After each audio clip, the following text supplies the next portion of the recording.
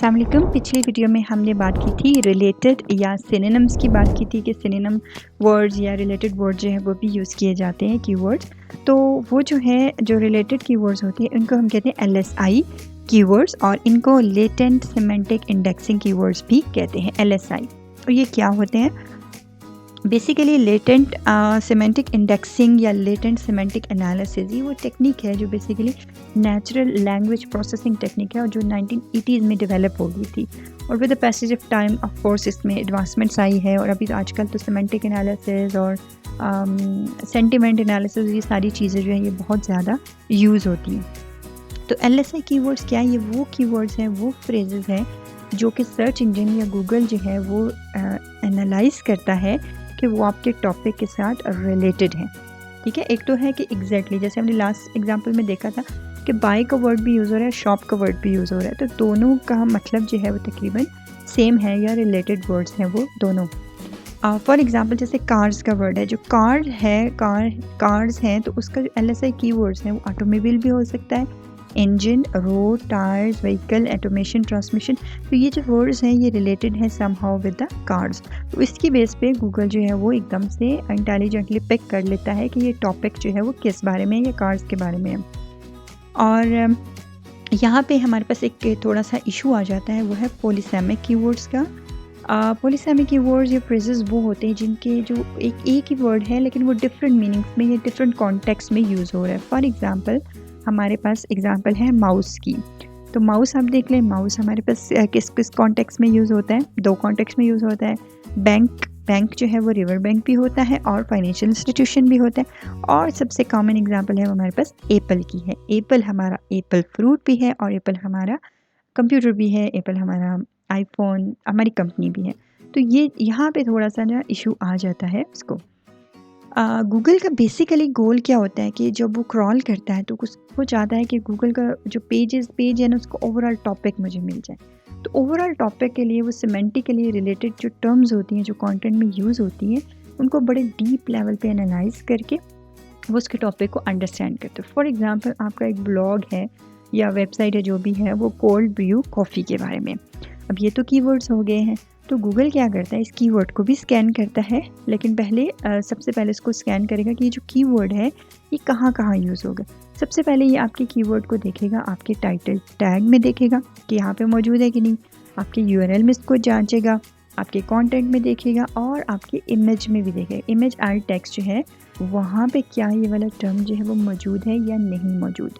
ठीक है, और इसके बाद ये तो स्कैनिंग इनिशियल होगी, फिर उसके बाद कुछ और लेवल भी स्कैन करेगा और ये एलएसआई कीवर्ड्स को स्कैन करेगा कि क्या ये जो कोल्ड ब्रू कॉफ़ी है इससे रिलेटेड और कौन से वर्ड जो है वहाँ पे मौजूद है। फॉर एग्जांपल वहाँ मौजूद है temperature, filter, grind, cold water, ice, ये चीज़ें भी वहाँ पे टर्म्स जो हैं वो मौजूद हैं। तो उसके बेस पे वो क्या करेगा, एक पर्टिकुलर एक नेटवर्क से बनाएगा, वर्ड्स का नेटवर्क बनाएगा जो कि उससे थोड़े थोड़े रेलिवेंट होंगे। Glass, bottle, ice, recipes, machine, grind, beans and so on, ये डिफरेंट वर्ड्स हैं।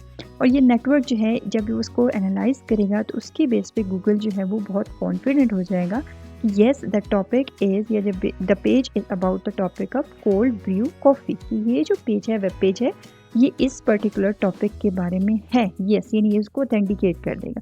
तो इस तरह से एलएसआई वर्ड जो है वो आपको काफ़ी हेल्प करते हैं गूगल की रैंकिंग में या गूगल की क्रॉलिंग में इसको काफ़ी हेल्प करते हैं, उसकी इंडेक्सिंग में इसको हेल्प करते हैं।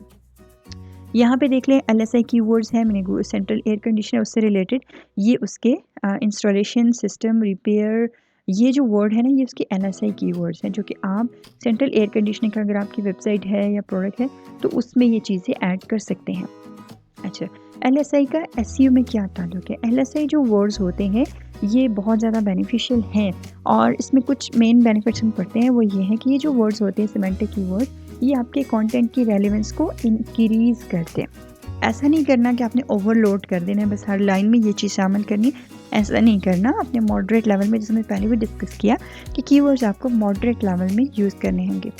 आपने अपने टेक्स्ट को ओवरलोड नहीं करना, लेकिन जब ये एलएसआई कीवर्ड्स आप अप्रोप्रिएट अमाउंट में यूज़ करेंगे तो आपके कंटेंट की रेलेवेंसी इंक्रीज़ हो जाएगी। और उसके साथ ये आपकी वेबसाइट की रैंकिंग को भी इंक्रीज़ करता है, क्योंकि जो गूगल है वो बहुत बेहतर तरीके से अंडरस्टैंड करता है, ये सर्च इंजन बहुत अच्छे तरीके से अंडरस्टैंड कर लेता है कि आपका पेज किस बारे में है और उससे वो रैंकिंग को इन्हेंस करेगा।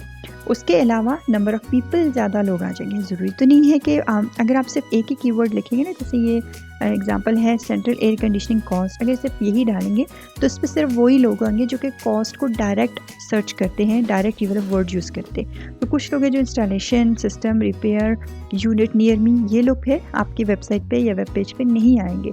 लेकिन जब आप मल्टीपल एलएसआई वर्ड यूज़ करेंगे तो डिफरेंट विजिटर्स जो हैं वो आपके पेज पे आ सकते हैं। हो सकता है वो कंटेंट को रेलेवेंट फाइंड करें और इस तरह से आपकी वेबसाइट की जो ट्रैफिक है वो इंक्रीज़ हो सकती है।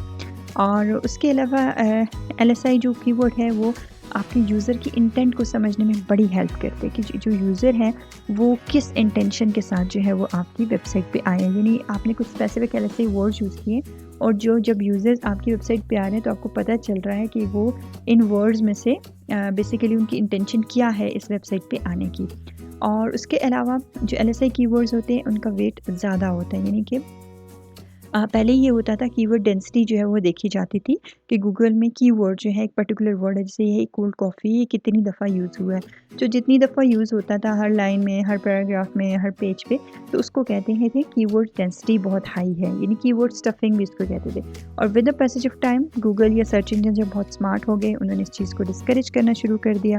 और अब देखा जाता है इसके बदले में जब आप अल्टरनेट वर्ड्स यूज़ करते हैं, सिनोनिम वर्ड यूज़ करते हैं या रिलेटेड वर्ड्स यूज़ करते हैं तो उनकी वेटेज ज़्यादा हाई होती है in the context of search engine ranking.